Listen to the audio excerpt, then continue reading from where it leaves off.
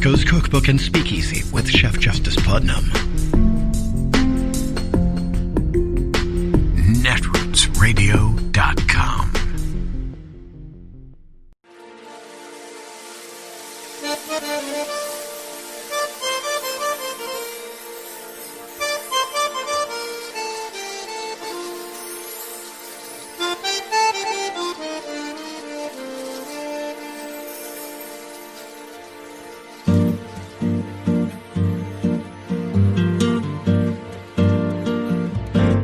Je voudrais du soleil vert, des dentelles et des théâtres, des photos de bord de mer, dans mon jardin d'hiver. Je voudrais de la lumière, comme en Nouvelle-Angleterre.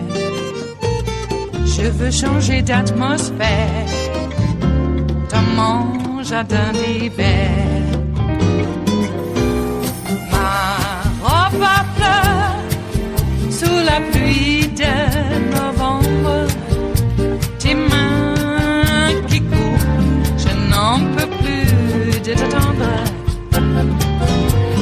Les années passent, il est long, là je tombe. Nul ne peut nous entendre. Je voudrais du Fred Astaire, revoir un latte. The Republicans can see a lot of the same things that Steve Kornacki can see. And tonight, a lot of the Twitter flags are on not just Trump tweets, he's got plenty of flags himself, but on people calling the race and already assigning blame. And that's going on Drudge, it's going on in right-wing circles, and Donald Trump is already trotting out allegations of fraud. So this conversation about disinformation and delegitimizing the kinds of figures that are historic for the very reasons that Joy is articulating is already underway. And anybody who thinks that this isn't the new playbook from Donald Trump's Republican Party is delusional. The disinformation has started. The races haven't been called. We don't know for sure how they're going to end. We don't know who's going to win. But Republicans, Trump allies, are already hedging their bets and beginning the delegitimization of them. And it's a bleak little footnote to what is shaping up to be a night Democrats should feel very deeply optimistic about. But it is the new reality and it's the new normal. And I think you'll start to hear a lot of questions from Trump and his allies, if they haven't started already, by tomorrow morning. And it's just a reminder that all of these actions have a tail. And Trump's efforts to claim fraud when there was none, this was the most secure election in American history, so said the lifelong Republican in charge of securing it. There was no fraud. There was no legal case. There were 60 cases. Trump lost all of them. But the playbook and the damage and the lies and the efforts to delegitimize these candidates are already underway. And can I just add to that very quickly? Please, Joy, you go. That I think what you're going to see next, unfortunately, and the history of the people who are governing that state right now, and you're going to see it around the country, the idea we're going to have commissions to talk about voter fraud, and it's all focused on these non-white where there's pluralities of non-white voters, places like Fulton County, places like Detroit, places like Milwaukee. You're going to probably see epic attempts at new ways to make it almost impossible for black and brown people to vote. The hurdles are going to get higher, legislatively higher, because we don't even have the full Voting Rights Act to protect the vote. It's the same thing that happened when Barack Obama got elected against all odds as the first black president. The minute that the Supreme Court gutted the Voting Rights Act, you saw Republicans go immediately after black and brown voters. And you're going to see it again. I fear that the next legislative session in Georgia will be the same people who are getting lots of hand claps from the media for doing the right thing with Donald Trump enacting vicious voter suppression laws in places like Georgia. I was going to say that exact same thing, which is that, I mean, part of the political benefit of always staying on offense, ruthlessly staying on offense, even when you don't have the facts on your side, is that you force other people to accommodate you, to sort of make space for you. And so, if you're Ted Cruz sitting there in the United States Senate thinking about yourself as a potential future president, Donald Trump says, I didn't lose the election was stolen from me. And Ted Cruz decides that he's going to run with that. And how is he going to run with it? He's going to run with it in a way that uses that manufactured crisis in a way that will benefit himself and his party in future ways. And so what Ted Cruz says is, I'm going to object to the seating of the electors because we need a commission to study all these accusations of fraud. Yeah. Well, what is that commission going to conclude? If you take those false accusations of fraud seriously, you're going to come up with some conclusion that voting needs to be made more difficult. And of course, that serves the Republican Party's interests. They've been trying to make it more difficult to vote the entire time that I've been alive and before. But they can turn, whether or not they believe what these fantasies that Trump is spinning about the lizard people and the pedophiles taking his election from him, they can use that manufactured crisis for their own purposes. And you'll see it at the federal level. You'll see it everywhere that Republicans have power. Whether or not they endorse the craziness from the president, they will use what he has stirred up along those lines to enact voter suppressive policies wherever they can. And that's the political science benefit of being ruthless in terms of always staying on offense. Let me add one more thing, Rachel. That is also the consternation in some conservative circles about the attack on what's happening tomorrow. The attack tomorrow is an attack on the very way of voting that is the only scenario that Republicans ever win the White House, ever, ever, ever. So you want to trash the electoral vote?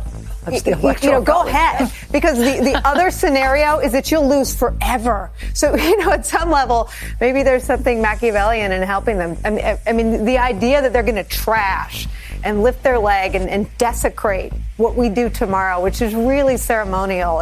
It's part of the process that isn't supposed to be political, isn't supposed to be the kind of crisis that renders all four of us anchoring hours and hours of coverage tomorrow.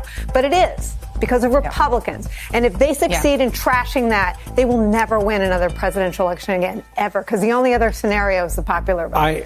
Exactly. And black voters and brown voters, voters of color, hear them. I think they almost feel like they're speaking in a vacuum.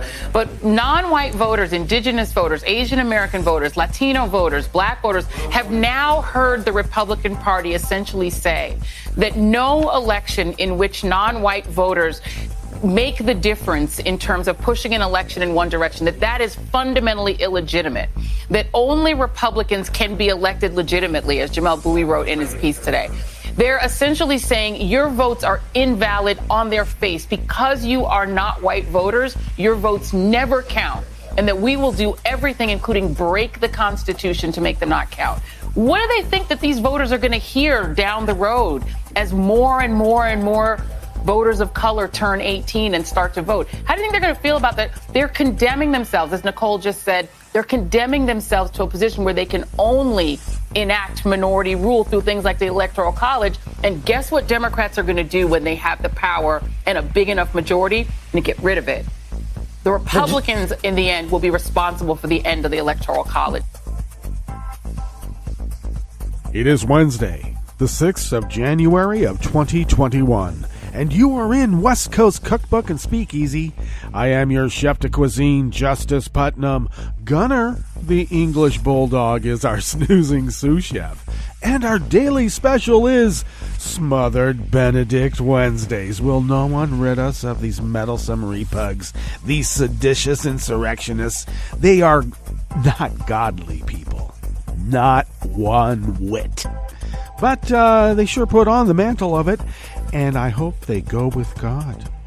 Please, just go away. Well, no, we're getting rid of a family of them, hopefully.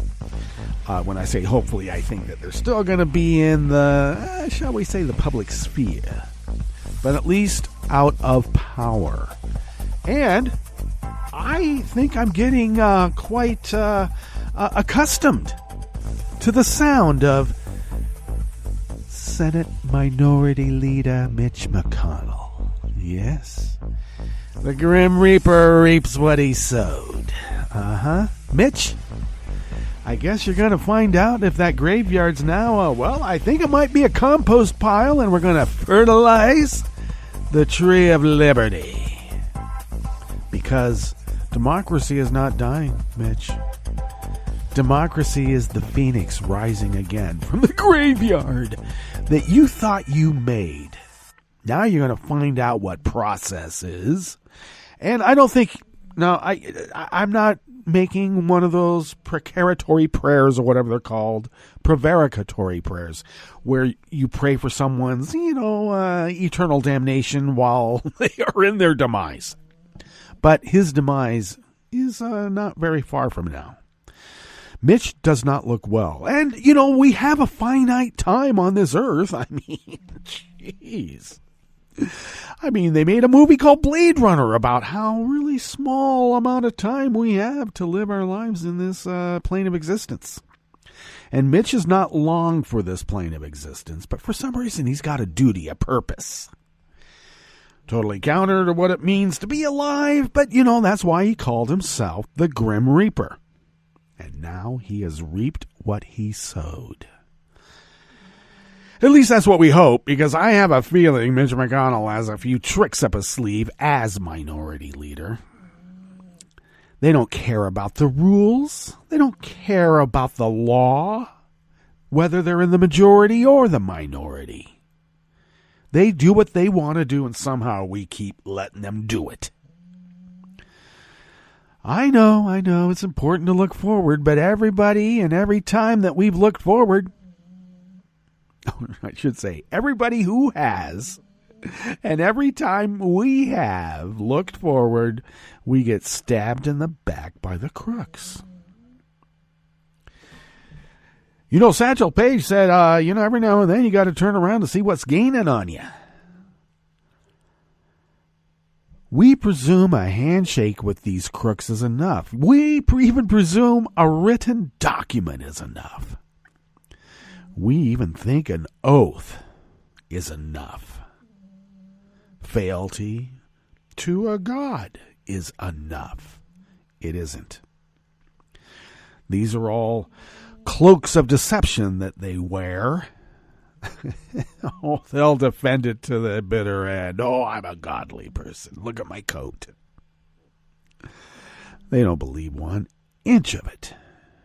Not one bit. It's a means to an end.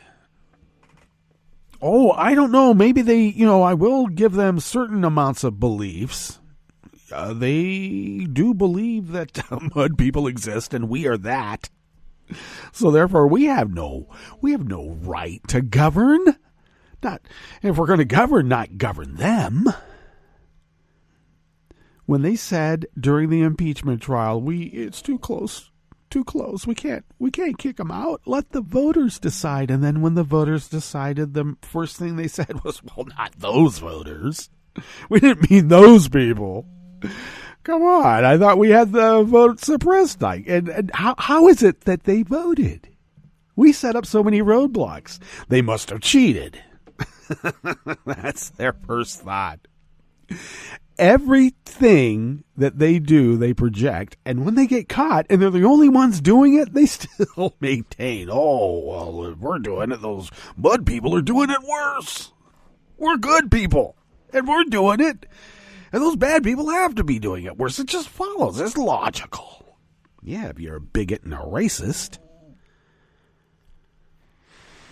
Equal protection and due process for all means, in their mind, that if there's equality for all, equal protection for all means that they are somehow less equal. You know the equation. I don't need to repeat it. It's a transactional aspect of their brains. It's a give and take. There's nothing unconditional about their behavior. They have no idea what it truly means to be patriotic. They have no idea what it means to have faith. They think faith is some sort of brainwashing, an opinion, and they're on the right side of the opinion. That's not faith. Faith is not transactional. You don't pray for things. God is not interested in material things if we want to animate God with some sort of human behavior. You might pray for an event. That's still sort of a material consideration, and God doesn't even care about that. Maybe pray for goodwill. You know, if you're going to be transactional. Well, we have another big news day, and a lot of news that seems to fly under the radar, you know, like because there's a certain personage that sucks up all the air in the news, and we know who that orange thing is. Oh my God. Oh, speaking of which, yeah, of course, you know, the Proud Boys and their ilk are going to try to riot in D.C. David described an event in which some Proud Boys, or whatever they're called, stormed some bicycle cops, and the bicycle cops apparently beat the crap out of them. Well, good. I would think that maybe that's a test who is a good cop and a bad cop. If you're not willing to beat up a Proud Boy, then I don't know, maybe you shouldn't be on the force. Certainly isn't equal, is it? Yeah, well, now they know what it's like. And I don't think they like it. No, they don't. And Donnie is going to be giving a presentation today. Maybe that will be the full incitement to riot. Oh, come on in through the gates. Trash the place for me. I'm having a hard time doing it myself. I can't get any help. These traitors. Yeah, even Mike Pence is turning into Fredo now. Isn't it funny how you go from Tom Hagen to Fredo in just about the time it takes Trump to fart on the speakerphone with election officials and in the various states? I'm sorry that I brought that up so early in the morning, but it's not early in the morning everywhere in the world now, is it? Okay, what's on the rest of the menu here? In the Bistro Cafe, part of West Coast Cookbook and Speakeasy at the top, yes. That was the MSNBC panel last night breaking it down about how the repugs are going to react to the growing power of black Democratic voters and, of course, Trump's vote fraud lies to justify new voter suppression tactics, and they're already up to it. When they talk about voter fraud, they mean that black people voted, and probably a bunch of Mexicans too, because Latin Americans are all Mexicans, if you haven't heard. Oh my God. On the rest of the menu, the Trump administration has embarked on an 11th-hour bid to drastically weaken civil rights. Oh, they never stop. And they're going to be doing this right up to the 19th, because I think Donnie's trying to get out of the country on the 19th with Air Force Two. He's trying to steal Air Force Two. And I think Scotland's not going to allow him to land, but can they do that? I don't know. We'll see. Ignoring a court order from August, the Trump administration finalized changes to how the 1918 Migratory Bird Treaty Act is enforced. They don't care about the rules. They don't care about the law. They just, I don't know, help their industry friends? I thought Trump was all concerned about birds being killed by windmills, but he's perfectly fine with them getting stuck in tarry oil fields. Huh. And in a rebuke to Trump, the top national security agencies confirmed that Russia is responsible for the ongoing massive hack of U.S. government departments and corporations. Russia. After the break, we moved to the chef's table, where an American lawyer was arrested by Hong Kong police in a national security crackdown. Oh, no. And Ethiopian police released a Reuters cameraman after detaining him for 12 days without charge. All that and more on West Coast Cookbook and Speakeasy. Bon appetit.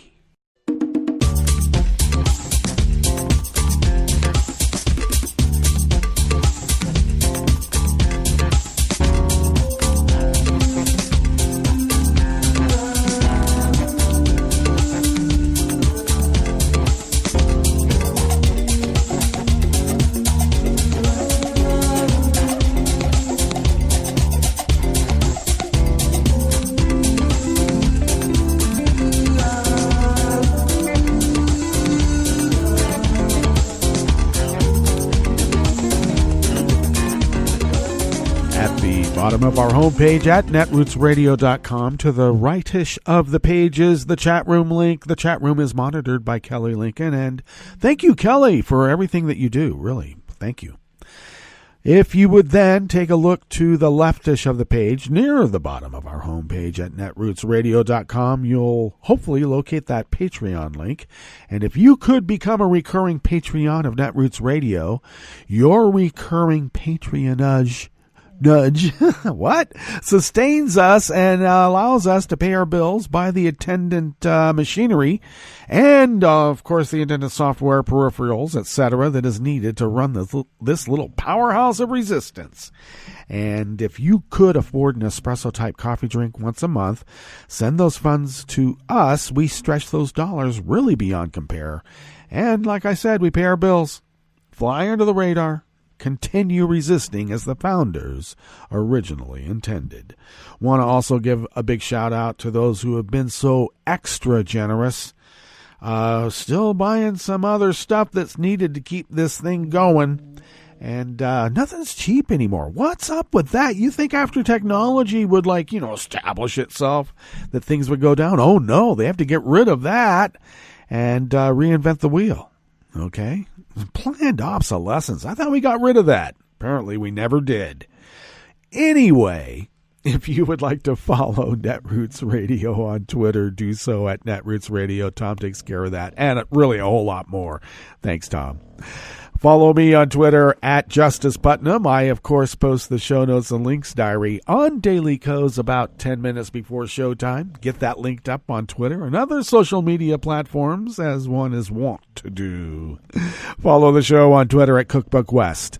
Pick up podcasts. Please do pick up podcasts by way of Spreaker, Stitcher, TuneIn, iHeart, YouTube, iTunes, and wherever podcasts can be found. Okay. My snoozing sous chef is snoozing away. It's his job. And we're going to let him do it because, well, that's his job. And apparently he loves his job. It's almost like play.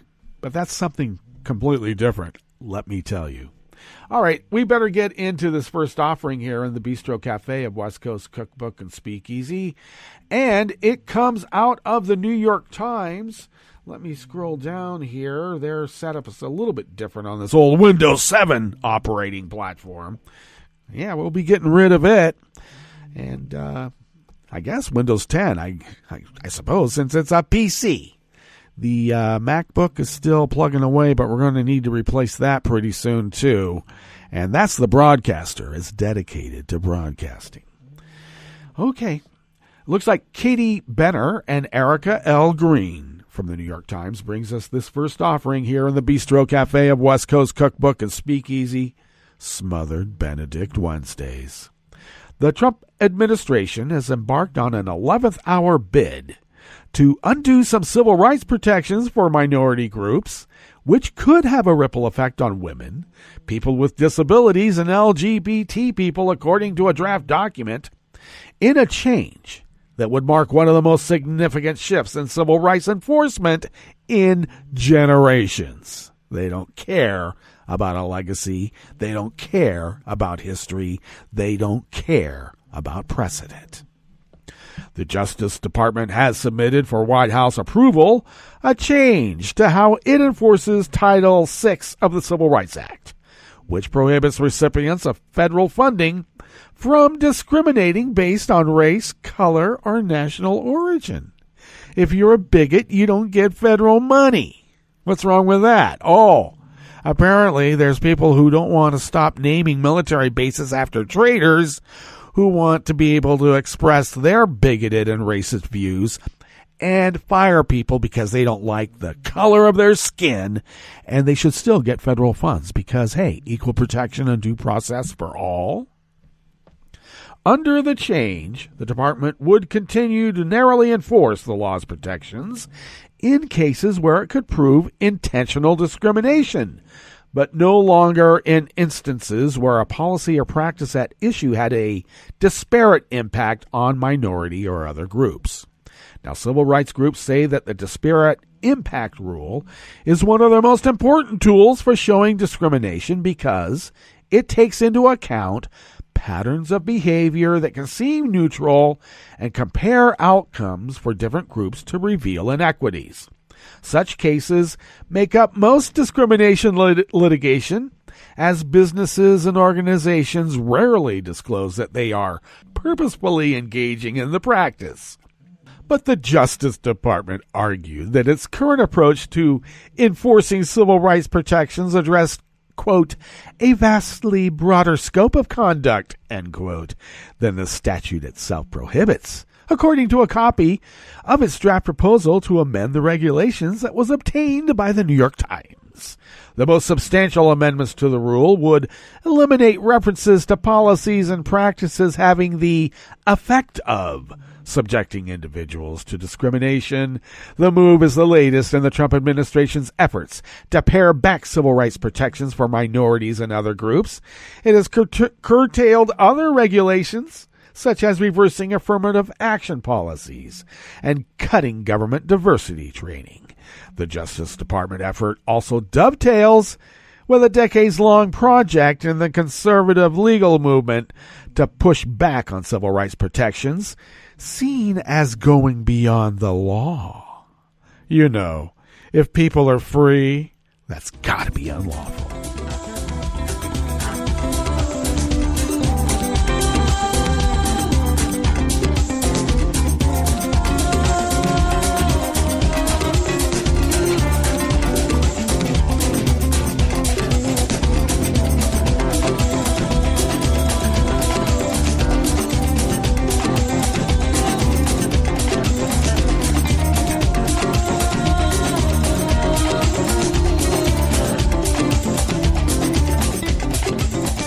Matthew Brown of the Associated Press brings us this next offering here in the Bistro Cafe of West Coast Cookbook and Speakeasy.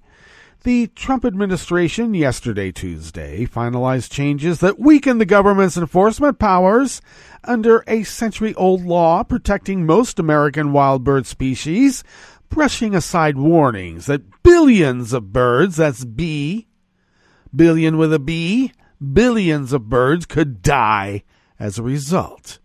I think it's a lot more than what's killed by windmills, and windmills don't really kill them now, do they?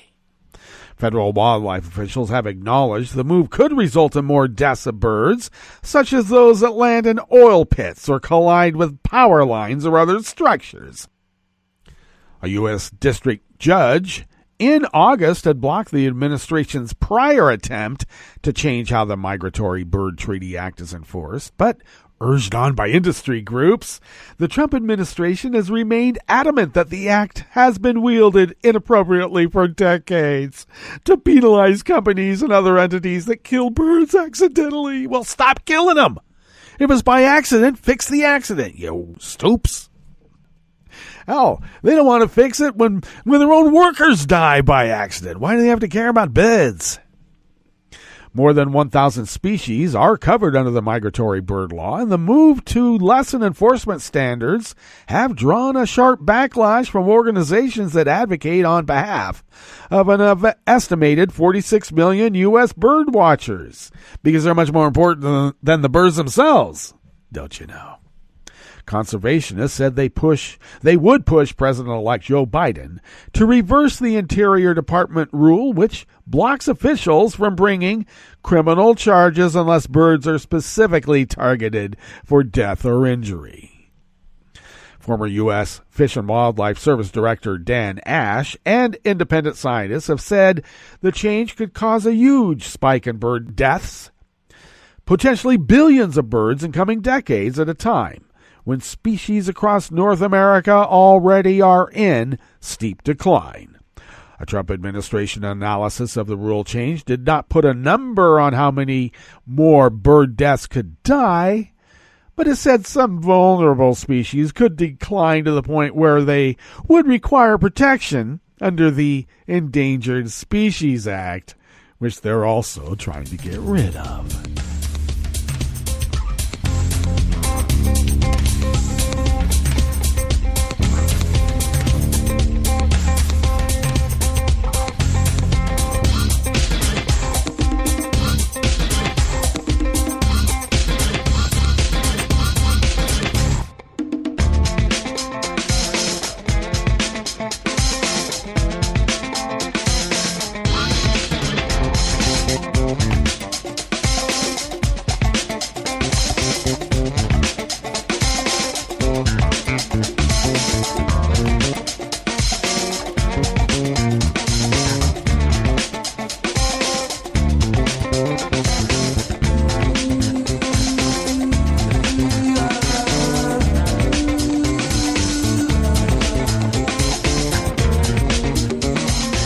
Tucker and Frank Bajak of the Associated Press brings us this final offering here in the Bistro Cafe of West Coast Cookbook and Speakeasy, Smothered Benedict Wednesdays. Top national security agencies confirmed yesterday, Tuesday, that Russia was responsible for the massive hack of U.S. government departments and corporations, rejecting Trump's claim that China might be to blame.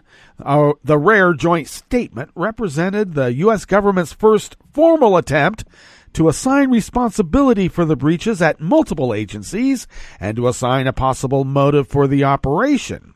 It said the hacks appeared to be intended for intelligence gathering, suggesting the evidence so far pointed to a Russian spying effort rather than an attempt to disrupt or damage U.S. government operations. The agencies made clear the Russian operation was ongoing and indicated the hunt for threats was not over. This is a serious compromise that will require a sustained and dedicated effort to remediate, said the statement distributed by the FBI, the National Security Agency, the Office of the Director of National Intelligence, and the Cybersecurity and Infrastructure Security Agency. It was not clear why the statement was issued yesterday, Tuesday, especially since government officials and cybersecurity experts have for weeks believed that Russia was responsible. Even so, the announcement puts the imprimatur of national security agencies, albeit belatedly, on information that members of Congress had clamored for the White House to make public. The AP reported last month that officials at the White House had been prepared to issue a statement that accused Russia of being the main actor in the hack, but were told at the last minute to stand down, and I wonder who made that order. Yeah, he's got weird hair and even weirder makeup. The day of that report, December 19, Trump tweeted that the cyber hack is far greater in the fake news media than in actuality, and suggested, without any evidence, that China could be to blame. Senator Mark Warner, the Democratic vice chairman of the Senate Intel Committee, lamented the belated statement, saying, "It's unfortunate that it has taken over 3 weeks after the revelation of an intrusion this significant for this administration to finally issue a tentative attribution." He said he hoped that we will begin to see something more definitive, as well as a warning to Russia, which has, of course, denied involvement with the hack. With the public finger-pointing taking place in the final 2 weeks of the Trump administration, it will almost certainly fall to incoming President Joe Biden to decide how to respond to a hacking campaign that amounts to Washington's worst cyber espionage failure to date. Biden has said his administration will impose substantial costs on countries responsible for U.S. government hacks, but it is unclear whether the response in this case will involve sanctions, prosecution, offensive cyber operations, or some combination of those options.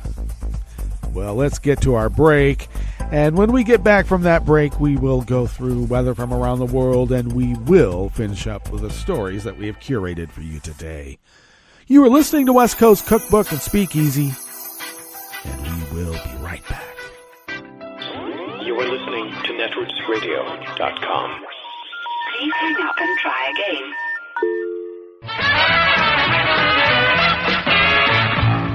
From a point at sea to the circles of your mind, a new force is at work for planetary transformation. New radio for a new Earth.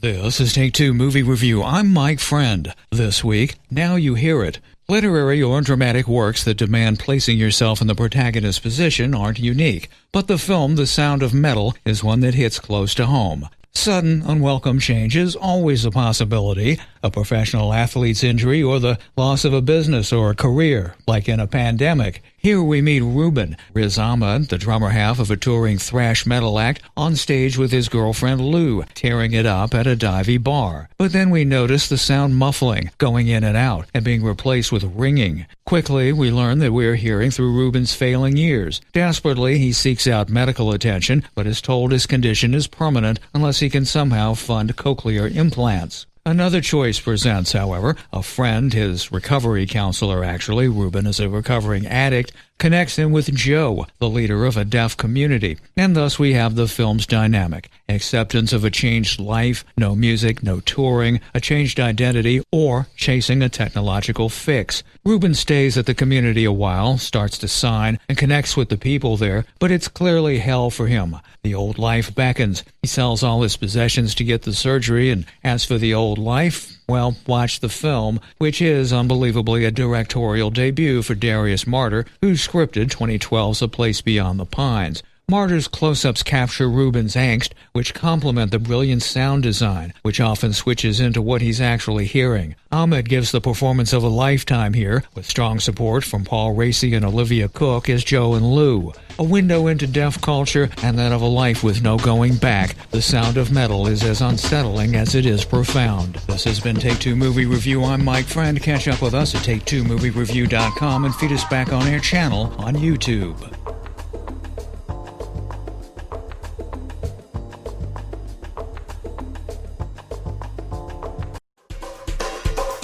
This is Scientific American's 60-Second Science. I'm Jason Goldman. The cheetah is the rarest big cat in Africa. Less than 7,000 adults remain on the planet. Think of it this way. For every cheetah on the planet, there's more than 4 Starbucks coffee shops. The most important cheetah stronghold is in central Namibia, but the cheetahs there don't live within national parks. They live on privately owned farmland. There were farmers having huge problems with cheetahs, losing a lot of livestock, and there were other farmers who actually didn't have any problem at all. Ecologist Jörg Melsheimer from the Leibniz Institute for Zoo and Wildlife Research in Berlin assumed at first that all farmers had cheetah trouble. It was just that some were more likely to complain about it. But after tracking 50 collared cheetahs, he began to suspect that there really was a pattern to their killing.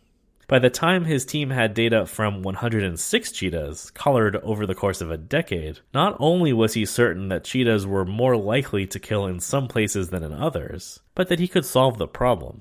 We indeed found these communication hubs of cheetahs, which are spread evenly across the landscape, with a high activity of cheetahs within the hubs. Cheetahs are an asocial species, but they still need to trade information. They don't meet physically, typically not, but they leave marks at prominent landmarks where they either use urine or feces to communicate with each other. Think of it as a coffee shop for cats, where animals trade gossip. Even though these communication hubs only comprise around 10% of the landscape, cheetahs spend most, sometimes all, of their time within them. This is basically a long-term tradition, which is passed on from cheetah generation to cheetah generation. Some of these communication hubs are basically known, or let's say the marking location, the marking trees were known by farmers for 60, 70 years. Like the grandfather of the current farmer already knew the marking trees in this area. What the farmers never realized is that only some farms overlap with the cheetah's communication hubs. Melsheimer thought that if those farmers relocated their most vulnerable herds, it could be a huge help. He remembers the first farmer he tried to convince. And I told him, look, Wilfried, I have the idea that they are actually there because of these marking trees, and you happen to have your small calves exactly in the same area. Let's try to move your herds out of this area and keep them somewhere else, and then let's measure the losses. And he was laughing at me. He said, yeah, nice idea, but I'm not sure whether this is going to work. They will probably follow the calves. So we tried this, and actually it worked. And he earned much more money because he lost less calves. After that, 35 more farmers agreed to try it out. In all, the number of calves lost to cheetah predation fell by a whopping 86%. Of course, some cattle outside of communication hubs were still lost to cheetahs, but it was at a low enough level that most farmers seemed to tolerate it. What this means is that cheetahs aren't actively following the cattle. They simply take advantage of whatever food is available nearby. If it's not cattle, then they go after wild ungulates like springbok or oryx or kudu. There are no so-called problem cheetahs who intentionally seek out cattle. Instead, there are problem areas. That's a much easier problem to solve, and it's one that doesn't result in farmers killing cheetahs. Melsheimer is now hard at work collecting tracking data from cheetahs in other parts of Africa to see whether his findings hold up in other ecosystems. So often it seems as if the goals of wildlife conservation are incompatible with the goals of commerce. But this story reveals that, in fact, biodiversity and agriculture can coexist. Our case is really one of these nice examples where it can go hand in hand. Thanks for listening. For Scientific American's 60 Second Science, I'm Jason Goldman.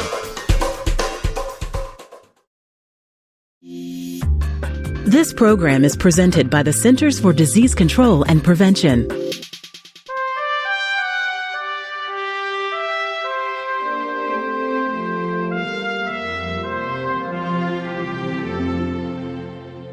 Welcome to A Cup of Health with CDC, a weekly feature of the MMWR, the Morbidity and Mortality Weekly Report. I'm your host, Dr. Kathleen Dooling. From a very young age, we're encouraged to eat fruits and vegetables. Unfortunately, many Americans are not getting the message. Dr. Seung-Hee Lee Kwon is with CDC's National Center for Chronic Disease Prevention and Health Promotion. She's joining us today to discuss the importance of eating enough fruits and vegetables. Welcome to the show, Seung-Hee. Thank you for having me. Seung-Hee, what is the recommended amount of fruits and vegetables? The federal guidelines recommend that adults consume at least 1.5 cups to 2 cups of fruit and 2 to 3 cups of vegetables each day. This is for adults who get less than 30 minutes of physical activity a day. Adults who are more physically active need more calories and thus should be eating more fruits and vegetables. 1 cup is about 12 strawberries or 1 large tomato. How many people consume the recommended amount of fruits and vegetables? We found that very few adults are getting enough fruits and vegetables. Just 12% are eating the recommended amount of fruits, and less than 1 in 10 eat enough vegetables. And consumption is lower among men, young adults, and adults living in poverty. Why is eating a diet rich in fruits and vegetables so important? Eating a diet rich in fruits and vegetables can help with 3 things. 1, it can reduce the risk of many leading causes of illness and deaths, such as heart disease, type 2 diabetes, some cancers, and even obesity. It can also add important nutrients that are commonly missing in Americans' diet. And it can help with weight management if adults consume fruits and vegetables instead of other calorie-dense foods. How can we meet the recommended daily intake of fruits and vegetables? Try to fill half of your plate with fruits or vegetables at each meal or every eating occasion. Making fruits and vegetables the focal point of your meal will help you meet your recommendations. For example, recent studies have shown that adults get most of their fruit during breakfast and snacks. So you can try adding berries to your morning oatmeal or grab a piece of fresh fruit as an afternoon snack. For vegetables, most adults eat them at dinner, so try adding more into your lunch by adding a side salad or packing a snack of baby carrots or grape tomatoes. Are canned or frozen products just as good as fresh? All forms of fruits and vegetables count towards meeting the recommendations. For the most health benefits, make sure that the fruits and vegetables you consume have a limited amount of salt, butter, sugar, or creamy sauces. When selecting canned fruits, choose the ones with lowest sugars. And for canned or frozen vegetables, choose those lower in sodium. Where can listeners get more information about eating a healthy diet? Listeners can go to cdc.gov/nutrition or choosemyplate.gov. Thanks, Seung-Hee. I've been talking today with Seung-Hee Lee Kwon about the importance of eating a healthy diet. Eating a diet rich in fruits and vegetables can help reduce the risk of many leading causes of illness and death and add important nutrients to your diet. Make sure you're eating enough. Until next time, be well. This is Dr. Kathleen Dooling for A Cup of Health with CDC. For the most accurate health information, visit cdc.gov or call 1-800-CDC-INFO. Hi, I'm Tom Hartman, and since you're listening to netrootsradio.com, show your progressive side and go to the donate button on the bottom of the homepage. It's progressives like you who power Netroots Radio and keep the progressive message beaming everywhere 24 hours a day. Just go to our donate button at the bottom of netrootsradio.com. Thank you for keeping progressive radio at full power.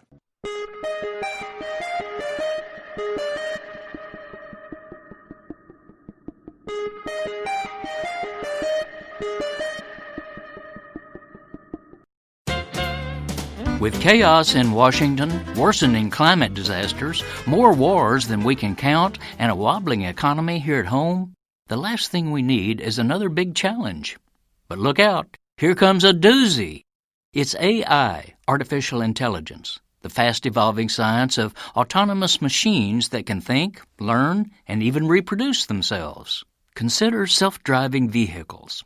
Once the stuff of science fiction, the future is suddenly upon us, with Google, Daimler, and GM rolling out driverless taxis, commercial trucks, and even cars with no steering wheel or gas and brake pedals.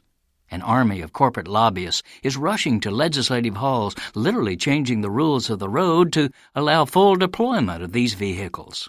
What about the hundreds of thousands of professional drivers who will lose their jobs? Not our problem, say the financiers and AI barons who will profit from a mass botmobile conversion. Besides, as one AI champion coldly asserts, those drivers get sick, take vacations, etc. People are messy, he notes. Machines are straightforward. Indeed, so straightforward that these 2-ton, non-sentient drivers will be driving straight at a world of defenseless pedestrians. Already, one of Uber's experimental cars killed an Arizona pedestrian last year. We can fix that, says Andrew Ng, a prominent AI investor. They just have to be reprogrammed. By they, Ng doesn't mean the self-driving machines. He means we pedestrians must be reprogrammed. Please be lawful, he scolds, and please be considerate of the computer-driven vehicles. No jaywalking, obey pedestrian signs, give right-of-way to the new technology. This is Jim Hightower saying, so don't just prepare yourself for a brave new world of automation. Prepare to be re-educated so you can interact properly with machines and don't get in their way. Need an antidote to the progressive blues? Want some good news about how grassroots folks are rebelling against the corporate powers and winning? Well, here's an easy-to-swallow pill for you, the Hightower Lowdown. Hightower's monthly newsletter will give you the lowdown, even as it lifts you up. It's 4 pages a month, jam-packed with facts you can use, actions you can take, and Jim's own Texas humor, all for only $15 a year. To become a lowdowner, go to hightowerlowdown.org. I'm Rick Smith, and this is Labor History in 2. On this day in labor history, the year was 1944. That was the day that progressive-era journalist Ida Tarbell died. Often referred to as a leading muckraker, she is considered to have pioneered investigative journalism. She is best known for her expose on the history of the Standard Oil Company, which was serialized in McClure's magazine starting in 1902. The 19-part series detailed John D. Rockefeller's rise to power, the oil empire he created, his business practices, secret alliances with railroads and refiners, and ruthless dealings. Tarbell had a personal stake in unveiling Rockefeller and Standard Oil. Her father was a small oil producer and refiner in Pennsylvania who was virtually ruined, as was much of the region, by Rockefeller's machinations in 1872. She noted Rockefeller and his associates did not build Standard Oil Company in the boardrooms of Wall Street banks and investment houses, water their stock and rig the market. They fought their way to control by rebate and drawback, bribe and blackmail, espionage and price cutting, by ruthless, never slothful efficiency of organization and production. Tarbell combed through hundreds of thousands of pages of documents and interviewed company executives and employees, competitors, regulators, and academics. In 1999, New York University ranked her history of Standard Oil 5th out of the top 100 investigative journalist pieces of the century. The expose eventually led to the breakup of the Standard Oil monopoly by the Supreme Court under the Sherman Antitrust Act in 1911. Though her views on unions were more complicated, her history of Rockefeller and Standard Oil revealed to the public, to labor unions, and to workers everywhere the levels tycoons will go to secure power and profits. Labor History in 2 brought to you by the Illinois Labor History Society and The Rick Smith Show.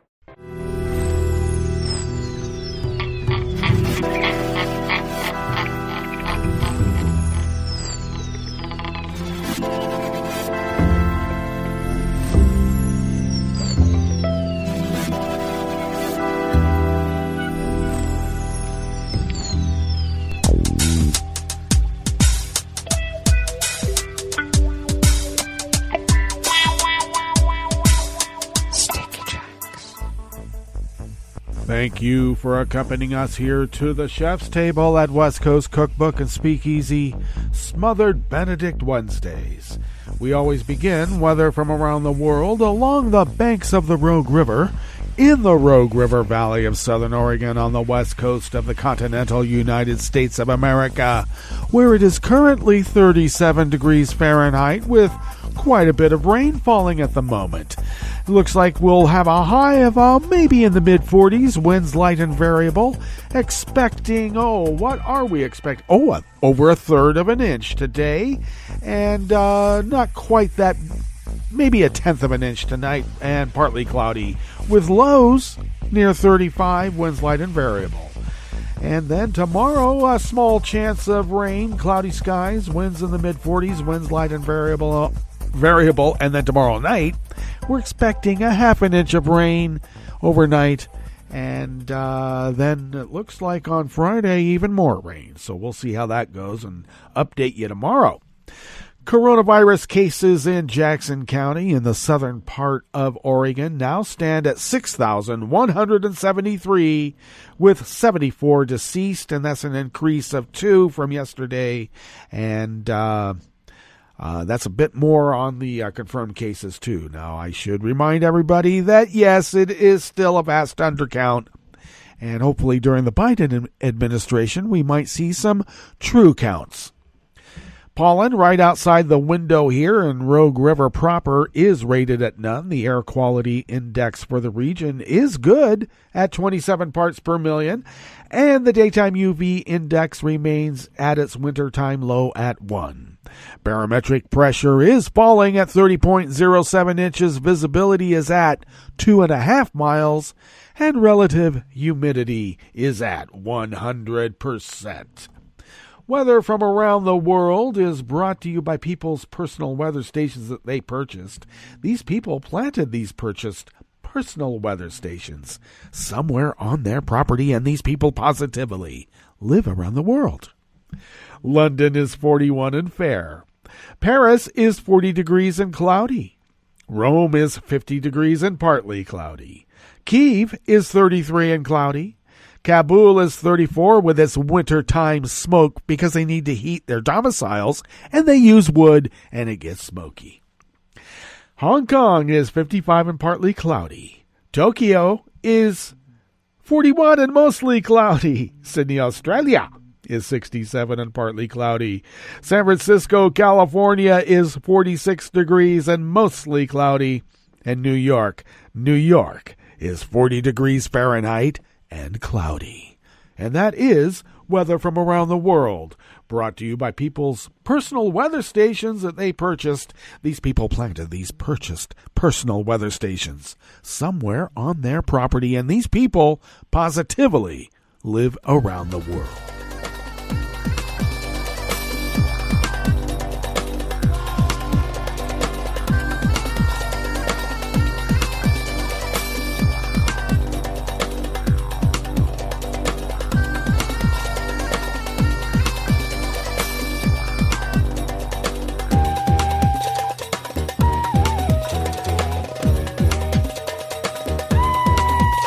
The anonymous Reuters staff, working like anonymous worker bees, because that's what they are, bring us this first amuse-bouche here at the chef's table at West Coast Cookbook and Speakeasy. Police in Hong Kong arrested an American lawyer under the city's national security law today. A source at his law firm told Reuters hours after authorities arrested dozens of democracy activists under the controversial legislation.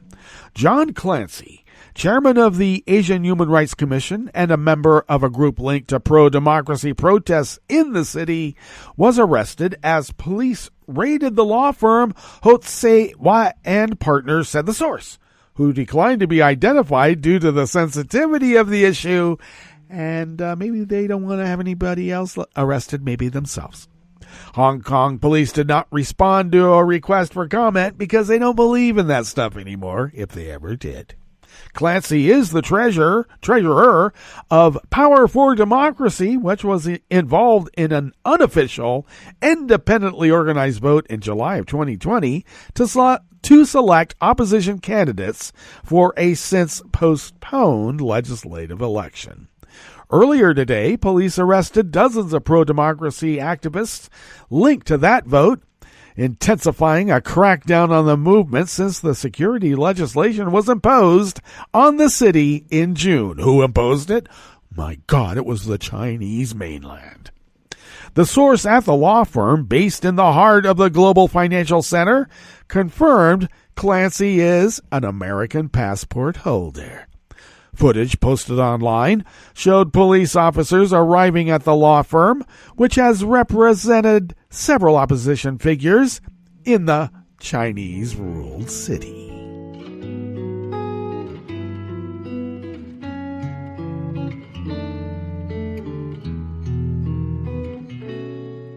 Je te donne ce mon amour pour la vie entière. La promesse de me trouver à tes genoux. Aussitôt que tu m'appelles, rester toujours fidèle. C'est tout, c'est tout. Je te donne tous mes printemps, mes étés de mer, mes automnes quand les feuilles tombent partout.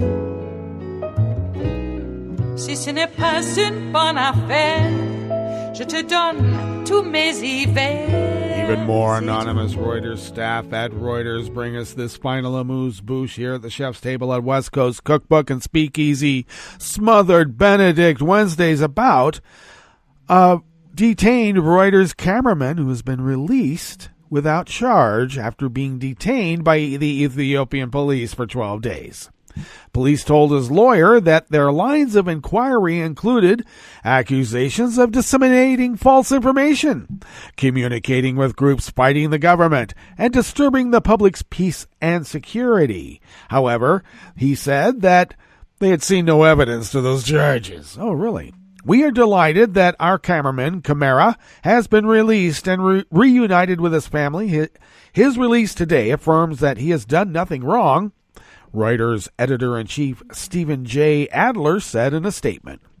Camara is a journalist who has consistently demonstrated his professionalism and commitment to accuracy as part of a Reuters team that reports from Ethiopia in a fair, independent, and unbiased way.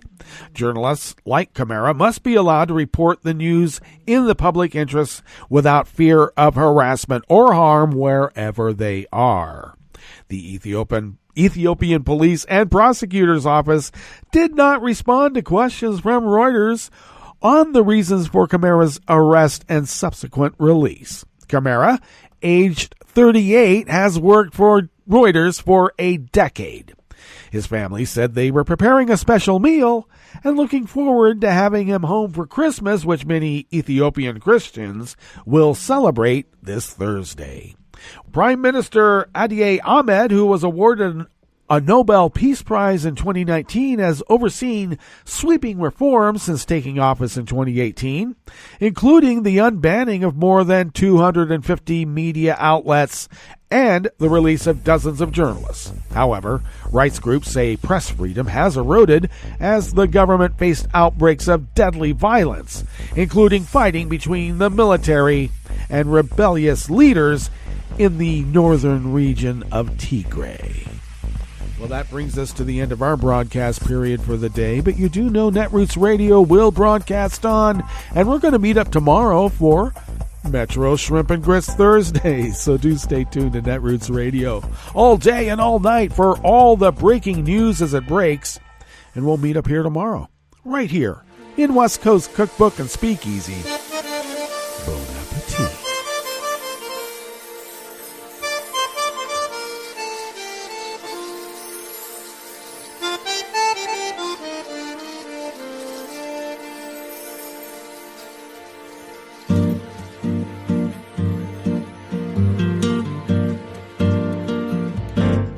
Je voudrais du soleil vert, des dentelles et des théâtres, des photos de bord de mer, dans mon jardin d'hiver.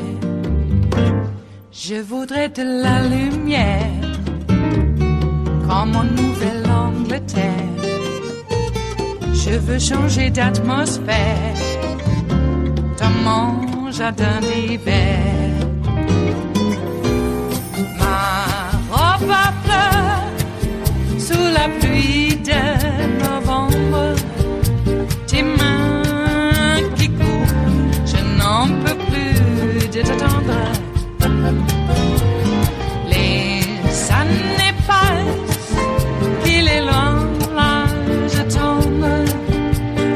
Nul ne peut nous entendre. Je voudrais du Fred Astaire, revoir un latte Goël. Je voudrais toujours te plaire dans mon jardin d'hiver. Je veux déjeuner par terre, comme au long de golfe clair. T'embrasser les yeux ouverts dans mon jardin d'hiver.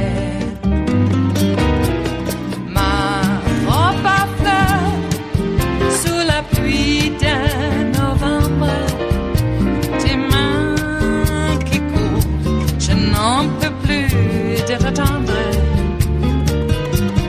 Les années passent, il est loin, là je tombe. Nul ne peut nous entendre. Ba-da-da-dum-di-da-dum. Ba-da-da-dum-di-da-dum. Ba-da-da-dum-di-da-dum. Dans mon jardin d'hiver. Ba-da-da-dum-di-da-dum. Ba-da-da-dum-di-da-dum. Ba-da-da-dum-di-da-dum. Dans mon jardin d'hiver. Dans mon jardin d'hiver.